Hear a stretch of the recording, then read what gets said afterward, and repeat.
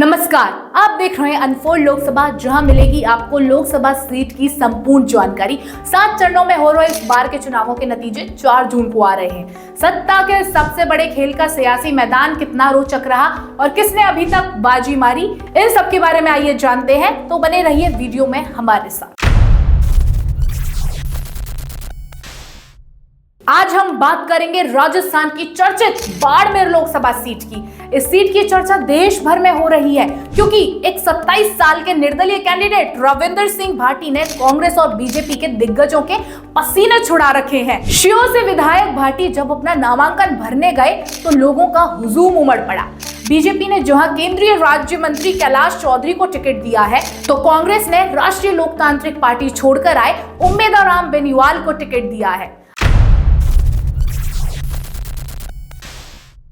अब जान लेते हैं कि क्या है इस राज्य का वर्तमान चुनावी समीकरण। राजस्थान में 19 अप्रैल और 26 अप्रैल को पहले 2 चरणों के दौरान मतदान होना है। एनडीए के गठबंधन में बीजेपी जहां सभी 25 सीटों पर लड़ रही है, तो वहीं इंडिया अलायंस में कांग्रेस, भारतीय कम्युनिस्ट पार्टी, राष्ट्रीय लोकतांत्रिक पार्टी और भारत आदिवासी पार्टी शामिल है। अन्य दलों में बहुजन समाज पार्टी, आजाद समाज पार्टी, भारत की Ambedkarwadi party, right to recall party, republican party of India, socialist unity centre of India, Hindustan Janata party और राष्ट्रीय जनशक्ति पार्टी सेक्युलर शामिल है, जो कहीं कहीं दोनों गठबंधनों के वोटों में सेंधमारी कर परिणाम बदलने की क्षमता रखते हैं।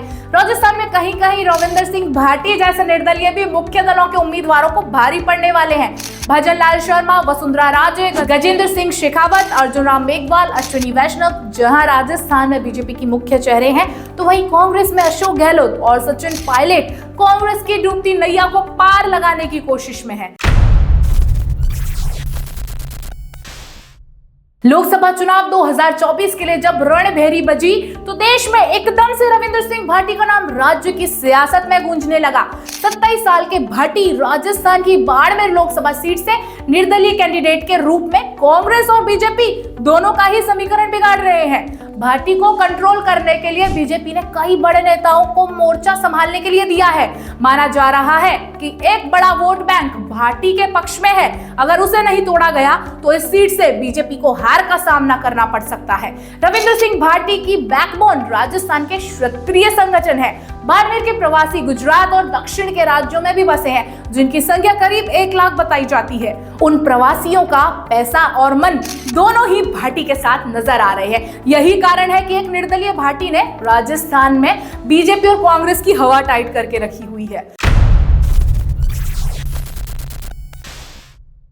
अब बारी है इस लोकसभा सीट का इतिहास जान लेने की कि कब और कौन शख्स इस लोकसभा सीट से आम से खास बना और किसके बीच द्वंद्व देखा गया। 1952 में लोकसभा के पहले चुनाव में निर्दलीय कैंडिडेट की तूती बोली। 1952 में भवानी सिंह और 1957 में रघुनाथ सिंह बहादुर निर्दलीय कैंडिडेट के रूप में संसद पहुंचे। 1962 में राम राज्य परिषद पार्टी के तान सिंह विजेता रहे। 1967 और 1971 में कांग्रेस के टिकट पर अमृत नहाटा सांसद बने, तो 1977 में तान सिंह जनता पार्टी से चुनकर लोकसभा पहुंचे। 1980 में कांग्रेस के टिकट पर विरधी चंद जैन और 1984 में कांग्रेस के ही टिकट पर जैन दोबारा संसद पहुंचे। 1979 में कल्याण सिंह कलवी जनता दल से सांसद बने, तो वहीं 1991 में एक बार फिर से कांग्रेस का वजूद सीट पर देखने को मिला और रामनिवास मिर्धा सांसद बने। 1996, 1998, 1999 में सोनाराम कांग्रेस के टिकट पर लोकसभा में चुनकर पहुंचे।